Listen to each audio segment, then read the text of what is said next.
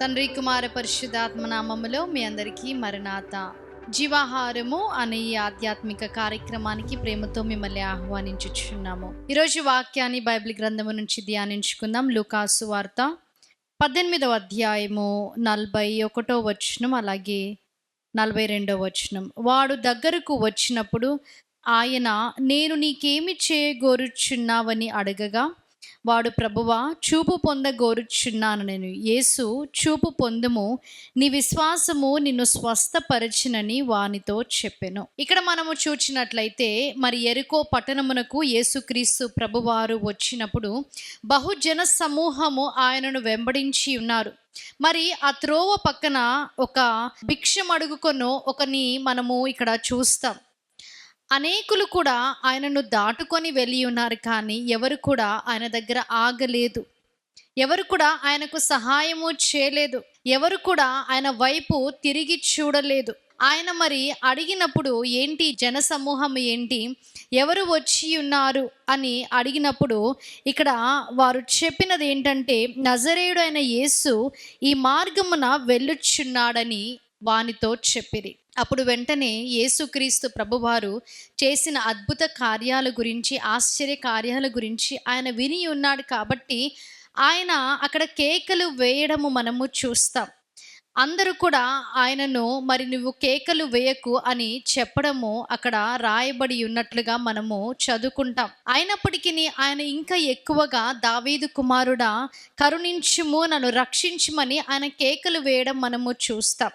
అందరైతే ఆయనను పట్టించుకోలేదు, కానీ దేవుడు మాత్రము తిరిగి చూచి ఆయనను ఆయన దగ్గరికి తీసుకొని రమ్మనడం మనము చూస్తాం. మన జీవితంలో కూడా చాలాసార్లు అన్నోటిస్డ్గా మనం ఉంటాం, కానీ దేవుడు మనని చూచే దేవుడిగా ఉన్నారు.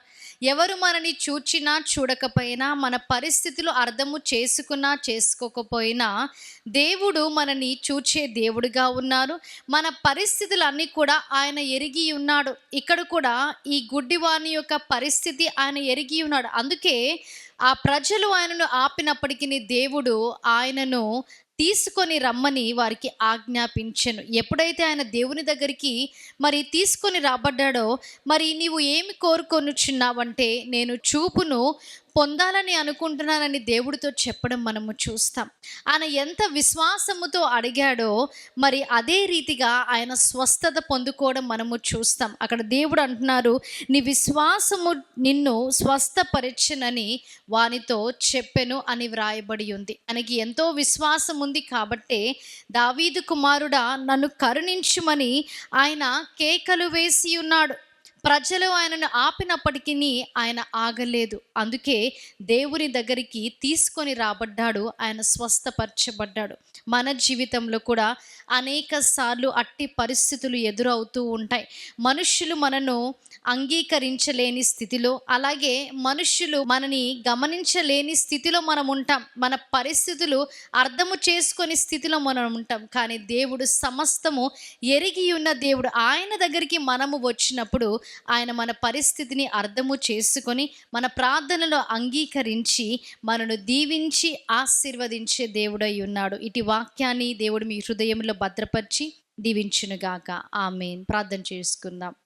మహాగణుడా, మహోన్నతుడా, పరిశుద్ధుడా, అత్యున్నత సింహాసనముపై ఆసీనుడవై ఉన్న మా దేవ, మీకు స్తుతులు స్తోత్రాలు. అవును తండ్రి, అలనాడు తండ్రి ఆ భిక్షగాని యొక్క తండ్రి కేకను మీరు ఆలకించి ఆయనను మీరు స్వస్థపరిచి ఉన్నారు. ఈరోజు తండ్రి వాక్యాన్ని ఎందరైతే విని ఉన్నారో తండ్రి, వారితో మీరు మాట్లాడి ఉన్నారు తండ్రి. మీరు ప్రతి ఒక్కరిని ఎరిగి ఉన్న దేవుడని తండ్రి వాక్యం ద్వారా మీరు మాతో మాట్లాడి ఉన్నారు. విన్న వాక్యాన్ని ప్రతి ఒక్కరి హృదయంలో మీరు భద్రపరిచి దీవించి ఆశీర్వదించండి. యేసుక్రీస్తు నామములో అడిగి వేడుకుంటున్నాం ప్రియ పరలోకపు తండ్రి, ఆమేన్. అందరికీ మరణాత. దేవుడు మిమ్మల్ని అందరినీ దీవించి ఆశీర్వదించును గాక.